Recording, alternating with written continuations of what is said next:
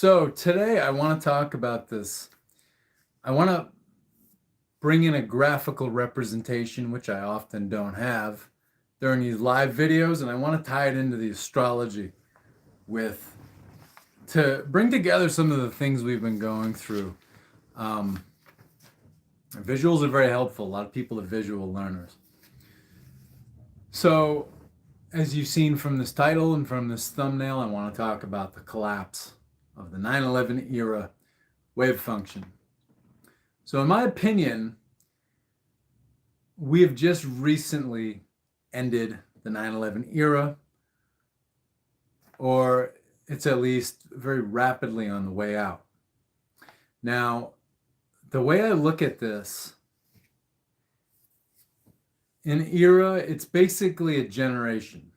And people have varying definitions as to what a generation is. But if you want an objective definition for what a generation is, you can use the heavens, you can use astronomy and astrology, because these things are regular.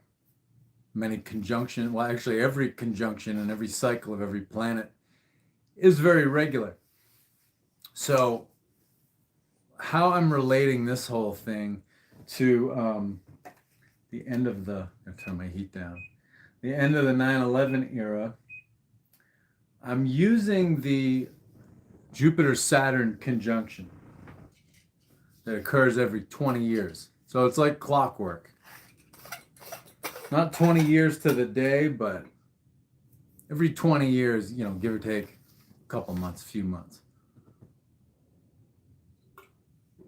And this is why, every 20 years, there seems to be a generational clean out in the world. Every generation gets its turn to lead, to rule, to have the limelight.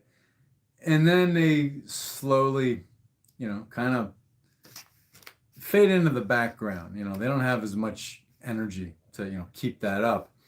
Now, modern America, modern United States is definitely an exception to this, because we have all of these 80-plus-year-old politicians just hanging on, and they're, collapsing from health problems. And they're still in the middle of their working life. It's like Dianne Feinstein went to the hospital. Mitch McConnell keeps falling down. He's probably, Washington, D.C. is a town of crazy, weird, kinky alcoholics and drug addicts. Combination of all those things. He's an elderly alcoholic, most likely. He's probably falling down. I speculate that Mitch McConnell gets beat up every once in a while, because I think his wife is basically a Chinese handler. His father-in-law owns a ship that is notoriously connected to drug and slave trafficking. So he probably gets beat up every once in a while, if he doesn't do what he's told, or if he's hesitating. I even wonder too if, all these, especially these senior politicians, have mob connections. I wonder if, like, Chuck Schumer gets him beat up every once in a while. But I can only speculate. But, I have a concept of how these people work, having been exposed to people in similar social strata for a number of years.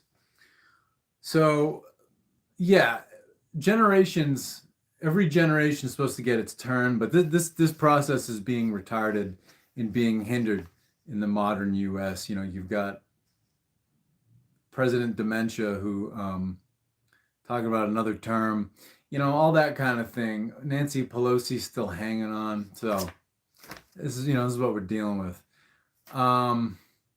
They call the World War II generation the greatest generation. I call their children, the baby boom, the most important generation, because they were told how important they were when they were growing up, and like went to their heads. Plus, they were born with Pluto and Leo.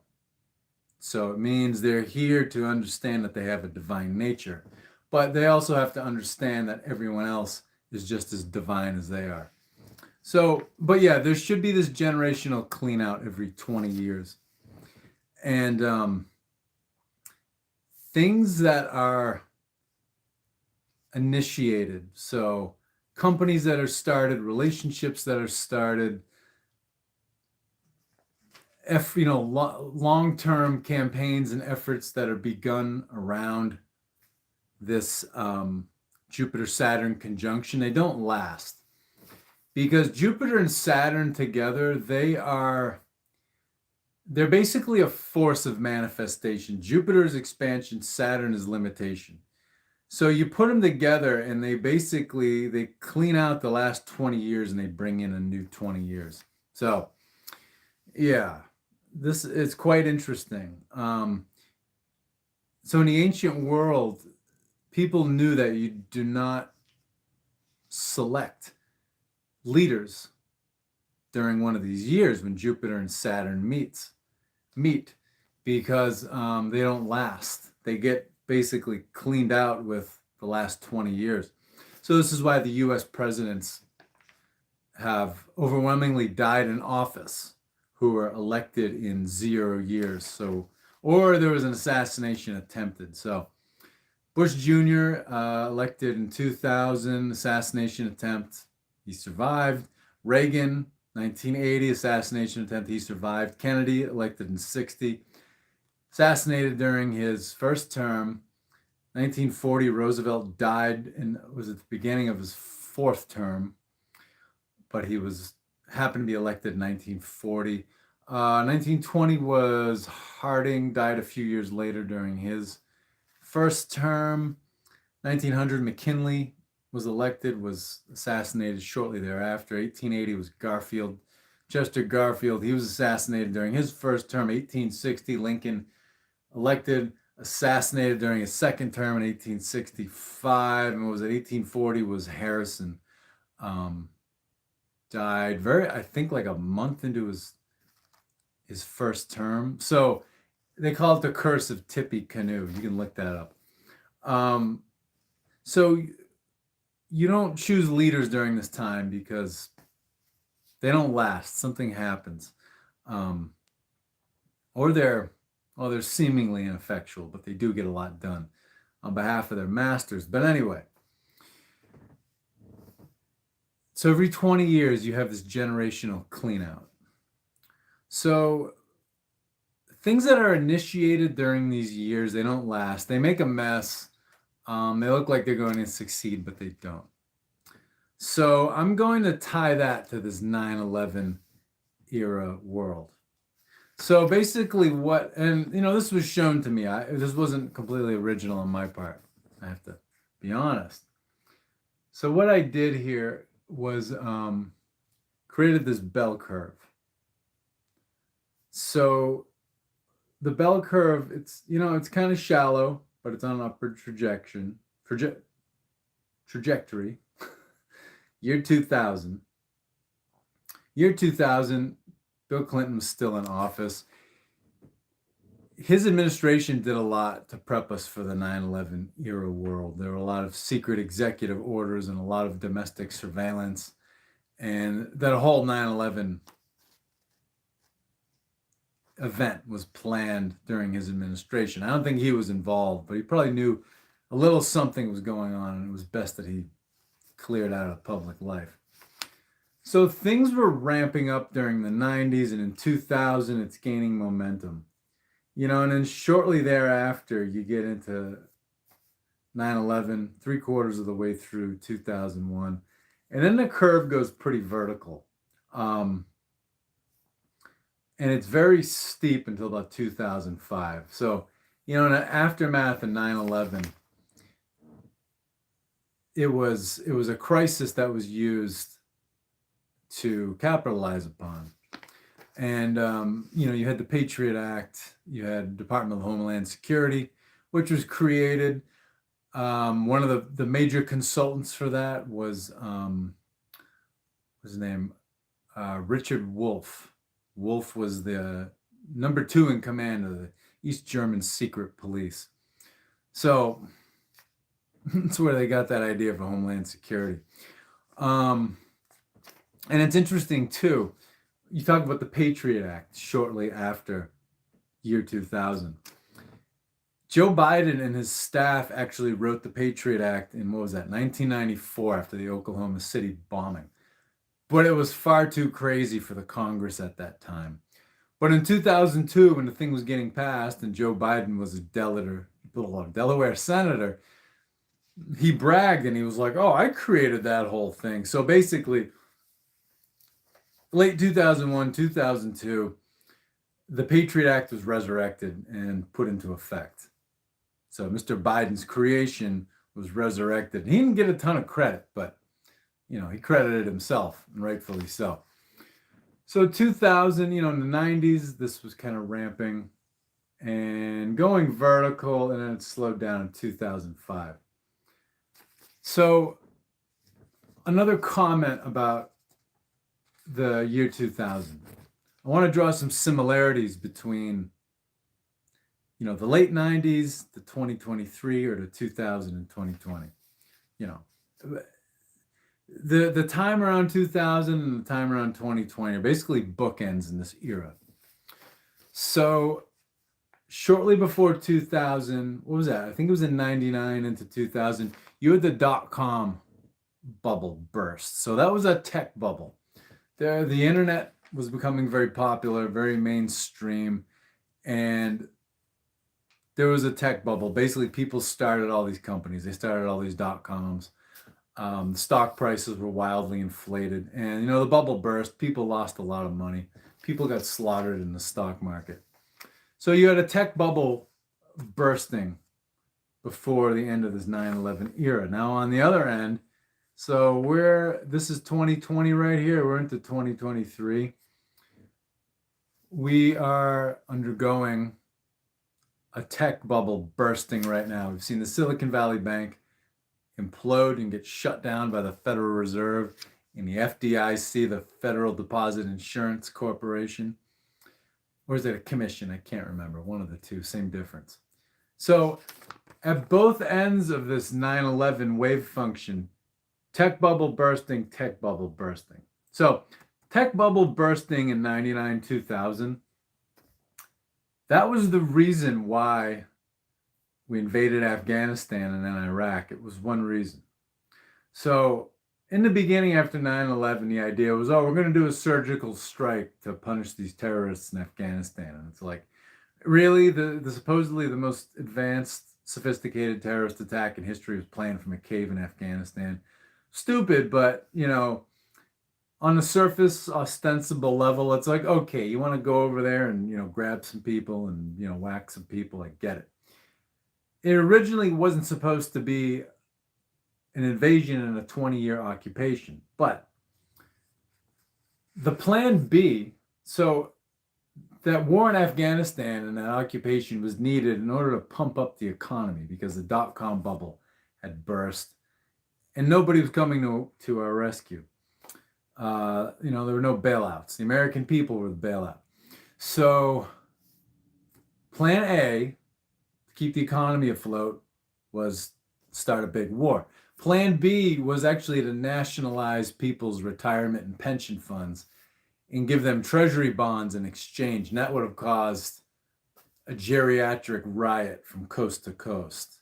Because that's the last thing people really give a shit about is their retirement money. So, especially older people who believe in the American dream and everything's just dandy if you can go shopping and buy what you want. So they didn't want a geriatric riot coast to coast, so we went to war. Now, on this end, we've got similar themes. So past this 2020 point, we've got this tech bubble that's in tech and financial bubble bursting as we speak. And another thing too, back in those days, 99, 2000, you had the Enron collapse. Enron was a giant scandal where shares in this energy company, Enron, were basically artificially inflated. It was a Ponzi scheme. People were scammed. So I think big tech, Facebook, Instagram, all this shit, Google, it's a Ponzi scheme in and of its own right. It's also a surveillance tool, but it's a Ponzi scheme. They don't produce anything, but their share values have been through the roof, or at least they were for a long time. So very similar. So we've got this tech bubble bursting, and then there's this weird proxy war in Ukraine, which is it's a giant money laundering opportunity. So when you hear that Ukrainian politicians are being assassinated by Russian intelligence, they're not. They're being assassinated by CIA because these Ukrainian politicians want a cut of the action. So they're skimming money off of the money laundering operation. So this money laundering operation, Ukraine is the American people, the people of the NATO countries, they're having to pay for weapons, financial aid, and charity money being sent to Ukraine. All of these services will be the markup is huge, so it's an inflated price. All of these services will be provided for a fraction of the cost, if they are even provided.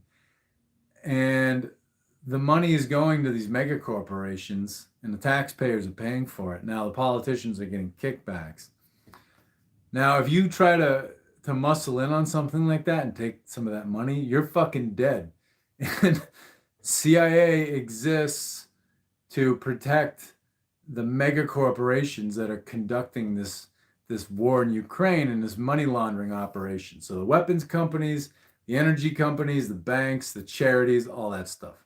CIA is security and muscle for major corporations and major financial institutions. So that's why these Ukrainian politicians are dying. So interesting things there. Now, another interesting thing is before this point in 2000, Joe Biden and his staff wrote the Patriot Act in 1994, which he himself has credited himself for. Now, I drew this as a bell curve, as a wave function, because this whole 9/11 era of fear and paranoia, it's an idea, it's energy, so it can be graphically represented as a bell curve. So anyway, at this end, before this end, you've got Joe Biden writing the Patriot Act. It's eventually implemented past 2000. And then in 2020, as the wave function's really collapsing, he becomes the US president. So you see similar things at each end here. So I want to talk about some more sort of these, well, coincidences, but not accidents. But first I want to just talk about this chart a little more. So it starts ramping up in 2000. The curve is very steep until 2005. And then it stabilizes. You know, the midpoint is about 2010. This curve could be a little wider, but since I'm using the Jupiter and Saturn conjunctions at each end, you make it an even 20 years. Because the movement of the planets are the really only objective references we can use for time. Because we can look up in the sky and we can agree, okay, that's Jupiter, that's Saturn. This is the constellation they're in. And looks like they're meeting up. All time is based on movements of planets and luminaries. So, you know, our daily clock is based on the movement of the sun. Our calendar is based on the movement of the moon and the sun, and blah, blah, blah, blah. And so I chose even 20 years for the Jupiter-Saturn conjunction. So anyway, 2000, it really starts ramping. The curve goes near vertical. And then it gets, the damage is done by about 2005. All the invasions are made. The craziest shit has happened. That was a mega death period too, with Pluto in Scorpio sidereally. So you had like 2 million people died in Iraq. You know, some people say maybe 1 million in Afghanistan. It's tough to know. You had the giant mega tsunami on right after Christmas in 2004. A lot of crazy things going on. That's the mega death of our time. It's going to take another 200 years to have a similar period. So anyway, 2005, all the crazy shit's done, and the thing kind of levels out. So 2005, 2010, you're reaching stability. It's just a flat status quo. And then 2015, that status quo goes on. So what you've got Bush Jr.'s second term, almost going through Obama's second. So, you know, anyone watching this pretty much knows, you know, Bush Jr. and Obama, they were extremely similar. Obama just continued everything Bush Jr. did, but he pretended, they use these amorphous, meaningless words like hope, change. Well, they didn't tell you what the change was going to be. They didn't tell you what you were hoping for. They were just harvesting your energy and your worship. So the stability period, it's like one presidency, because it's like Bush, Obama, what the fuck's the difference? Obama's whiter than I am. So yeah, it was just a change in window dressing. You got a guy who was, half African descent in the White House, half European descent, half African descent. Big fucking deal. He's still an Ivy Leaguer. He's still a shyster. So that was the period of stability. Things were just kind of shitty and boring, and it's like, what the fuck world are we living in? 2015, the collapse is beginning, and then the wave is going vertical again. Donald Trump, a trickster, very very Loki type energy, very Luciferian. Again, Lucifer, Loki, these gods represent the hope of just the working class people who are often at the whims of, so-called powerful, influential people. It represents, the hope of these people that they can just get a fair deal and not get screwed. Donald Trump is an actor. He'll even call himself the father of the needlecraft. He's an injection pusher too. I don't think he's the secret president, behind the white hats. I don't think the white hats exist. It's just too easy and too comfortable.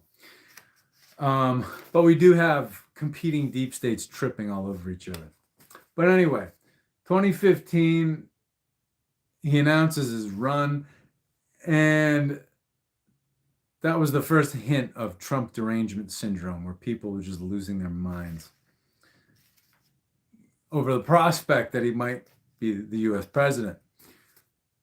And then he gets in there, and this 9/11 era starts free fall collapsing. And I think the whole Cold War mindset and era started collapsing. So the happy hunky-dory, happy horse shit of the 1950s, people really started seeing, it's not real. And if it was real, it's on its way out. We got to get real here.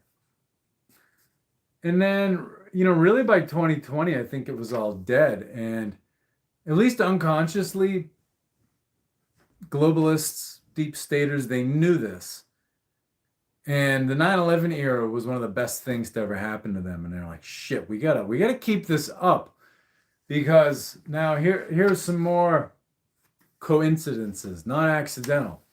9/11 began, there's always been fear and paranoia, but it really ramped it up. So we were going into this era of just ridiculous fear, paranoia, and dark fantasies. Now, at the beginning, the woke idiots were the Republicans, and they were like, we're going to call French fries freedom fries, and you're either with us or you're with the terrorists, and you're a commie, atheist, faggot terrorist if you don't agree with us. So they were the woke dipshits. Then you had this period of just simple bipartisan childish bickering, and then it switched, and then you get to that 9/11 era really started collapsing, and then you get into 2020, and it's like at the beginning of this, you see the one side of the coin, and at the end you see the other. So you get to 2020, and the woke were the woke, right? The people who know as woke, like the cultural Marxist extreme left, the toxic side of social justice, where people are fed blame and they're fed envy, and they're told who is at fault. you don't have everything you want because of these people. So it's like at first it was, the terrorists were the group being blamed, and here it's white men, it's Caucasian men, it's men of European descent. So Republican woke, Democrat woke. I was gonna say right, but there really is no right. Republicans and Democrats, they're two different types of communism. Um, so the Republicans were the woke. They were brainwashed. They were ready to submit to any surveillance that their favorite politicians deemed necessary. And then here, the Democrats go woke. The left, well, the left of the left goes woke, and their boogeyman. Well, the boogeyman, it's like 2015 to 2020. It's pretty exclusively white males. And then in 2020, it becomes this virus, and it's like, oh God, the virus is gonna get me. And then people are so here after the Islamic terror threat, people were ready to rat out their neighbors, and it was like anybody could be a terrorist. Call Homeland Security if you suspect a terrorist. And then here, the more far left types, they were part of this whole thing where it's like, report somebody if they're not wearing a mask, report somebody if they're not staying indoors. So it's interesting. And then here, the more Republican, we'll call them the right relatively, they were supporting a ridiculous illegal war, which is a giant money laundering operation. And then here, well, 2014 and then on even till now, you have people more on the left supporting the illegal, horrible, ridiculous war that's a giant money laundering operation. This was, see, Republicans, people on the right, they're just more plain aggressive. I mean, they're wimps anyway, but they act tough. The left, the Democrats, they're glorified wimps. Like they'll admit to you that they're wimps, and it's almost like a badge of honor, and it's something they can hide behind because they're like, "Come save me, government." I mean, the right does that too, but so you've got the wannabe tough guys versus the glorified wimps. So, but both pushing an illegal war. This war after 2000 was very it was just very obvious. We're gonna go invade this country. In this case, the glorified wimps on the left, they are promoting a proxy war. So it's like, yeah, the US is sending some weapons to Ukraine, but yeah, there's some special forces over there, but it's not like a full-on war with the American military, engaged in it. So, pretty interesting here. And basically, I think some intelligence outside this dimension after 2000, when it detected this, the 9/11 event, it was a global trauma, global world scale trauma that sends out energy. And I think some sort of intelligence, which was, not evil, but predatory, it noticed this thing happen. And so during this 20-year 9/11 era, this intelligence, this predatory intelligence, it saw a feeding opportunity and it licked the earth. And what it wanted to do was it wanted to harvest the fear and paranoia and fear, paranoia, what was the other word I was going to say? Just fear, paranoia, and hysteria. So, yeah, pretty interesting. So paranoia event, 2000, shortly thereafter. Paranoia event in 2020. Much greater consequences for the one over here. But, people who I call the Trump-tards who believe anything that comes out of Fox News, they were just as enthusiastic to get their needlecraft because Trumpy said it was okay. Just as enthusiastic as the woke lefties. Um, so these people who bought into the whole, war on terror, invasion of Iraq, and Jesus would want us to do it, they bought into the needlecraft too. But it's funny because people on the left who thought the Iraq war was so ridiculous, they don't see the similarities between the Iraq war and the Ukraine war. And they don't see the similarities between the terrorism hysteria and paranoia and then the cooties, the virus fear, hysteria, and paranoia. So it's like with the ending of this era, you get the flip side of the coin. So it's like one party at the beginning, the other party does the same thing at the end. And you get similar events at each end. So, but yeah, I think some intelligence, some predatory sort of force in the universe felt that trauma around 9/11 and basically came and it licked the earth and it basically said, "Oh, thank you for your sacrifice. You want to live in constant fear and paranoia, and entertain dark fantasies. I'm going to drain your health. I'm going to drain your mental energy, make you unbalanced." So, and really for the last 20 years, I mean, there's been a prediction every year that, the banks are going to collapse at any minute. Going back like towards 2005, I remember when people were like, "Oh, the banks are going to close on a Friday and they're not going to reopen for like another week and all your money's going to be fucked." And this happens every year. And it's like, the world has always lived in fear and paranoia, but this brought it to a whole other level because you can go hardly anywhere without seeing a fucking TV. Here in America, you pump gas, there's a TV on screaming at you.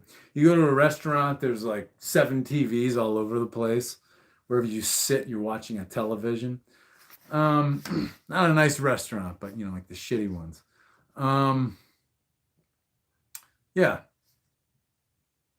So interesting little phenomena here. And I just wanted to talk about this. But we're on to a new era. And the interesting thing too is we had, so what was this? It was the winter solstice, December 21st, 2020. You had Jupiter, Saturn meet 6 degrees Capricorn, sidereal. They hadn't met there since 1960. So 1960, that was like really when the American dream happy horse shit, like just living in like total denial about where all this prosperity came from, living in total denial of how the Nazis won World War II, really. All this denial was the engine of the American dream. Really in 1960, that was like really going strong. So all that ended in 2020 as well. So it was like 2 different cleanouts going on there in 2020. So I'm going to leave it at that. Magic 33 minutes. Talk to you later. Hope you got something out of this.